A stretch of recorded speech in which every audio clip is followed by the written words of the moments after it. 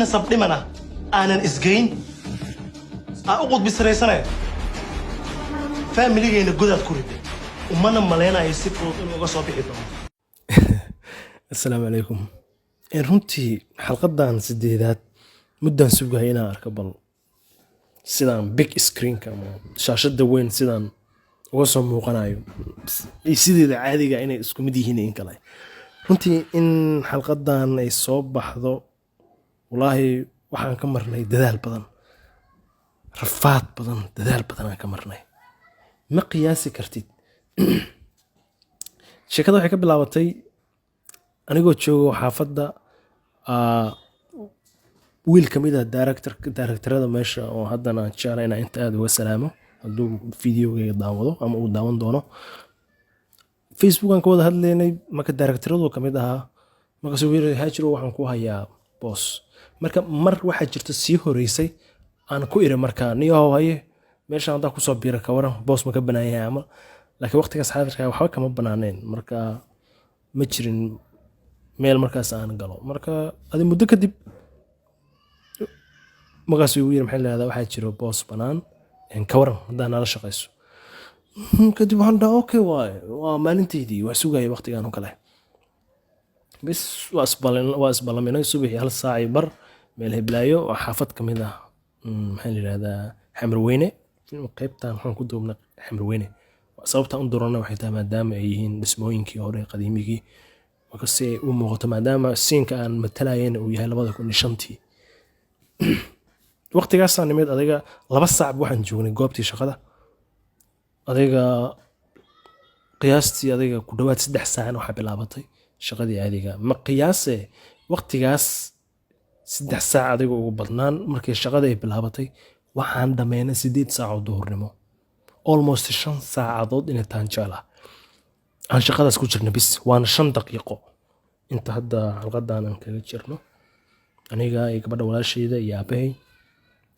5 daqiiqo aan nahay 5 daqiiqo waaye 5 daqiiqo waxay ugu qaadatay 5 saacadood maanta oran kat ku celi rafaadka naga dhacay malayn kartid. gabadha walaashayda waxa qabsatay sheeko cajaa'ib ayadana waxaan rajeynayaa inay videoga hadday daawato aadan u salaamaa muddo kadib waqtigaasaan iskugu dambeysay. rafaada ka qabsada gabadha anagaba sidoo kale rafaada naga qabsaday yacni si loo helo wax tayo leh oo muddo raago qarniyada soo socda xataa macquul ay tahay generationka dambe inay daawadaan waayo wax laga baarandegaya 5 saacadood qaadato 5 daqiiqo inay ku soo baxdo rafaadka sawgi. runtii odayga aabahayga ama filimka qaybta aabahayga ku jilaayo runtii waa caadi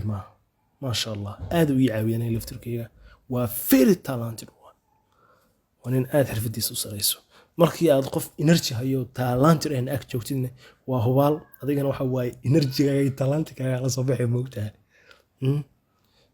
meesha hadda waxaad u moodaa inay tahay cidlo soo maaha aniga iyo gabadha iyo odayga aabahayga laakiin kaamirada gadaasheeda ugu yaraan waxaa taagneed 22 kale qofood oo soo wada dayayso mararka qaar hadalka waxa ka luminaya waxay tahay oo kad maanta lagu jiraayo 22 qofood oo kaamirada gadaasheeda joog oo ku soo dayaysa u moodid. markaas kadib 8 saacadood inuu ugu qaadato runtii 8 saacadood waxaa kaaga sii daran sida hore kugu sheegay dadkaas gadaasha kaamirada gadaasheeda taagan waxa waaye waxay u baahan tahay geesinimo dheeriga runtii. markii banaanka laga joogo jilliinka waxa loo moodaa wax aad u fudud waxba sidaas u sidhi badneen laakiin markii aad dhex joogtid aad dareentid culayska ku saaran waa waxa waaye aadan fahmi karin sheekada iyo dhibaatada si u socoto. marka runtii jilliinka maaha jilliinka maxay yiraahdaa wax fudud maaha runtii marka xalqadan waxay ahayd xalqad qaas ii ah aniga oo special ah waxay markii ugu horeysay ka soo muuqdo aniga iyo dhammaan waxaan jeclaa jilayaashaba inaan isku mid ka nahay waa markii noogu horeysay ka soo muuqana big screen ama television weyn oo caana bulshadooda ummadoodan ku daawanayso. xalqada markii soo baxday ma malayn kartid inta qofooda ay soo wacday hore yaasiin waa lagu cunay xaa dhacay hore laga bixiyay taagan yihiin war qofka la qoray waa Yaasiin aniga hajir la yiraahdo waxa weydiin magacaygu waa Axmed marka bulshada falcelinta macnaha laga soo celinayo maaha runtii wax qiyaas kartid maaha sometimes marka qaarna waxa waaye waxaan jeclahay inay nafta u baahan tahay xoogaa yar oo inaad dareentid inaad waxuun bulshada kusoo kordhisay marka waxaan rajeynayaa inay idinkana idin qanaysay sidii aniga bii qanaysay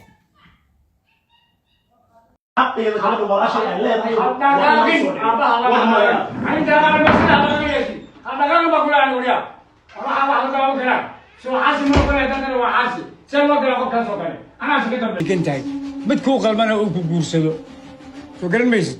ilmaha ilaahay ku siiyo ee aan awowga u noqonayo waxaan rabaa inaan la heebsoocin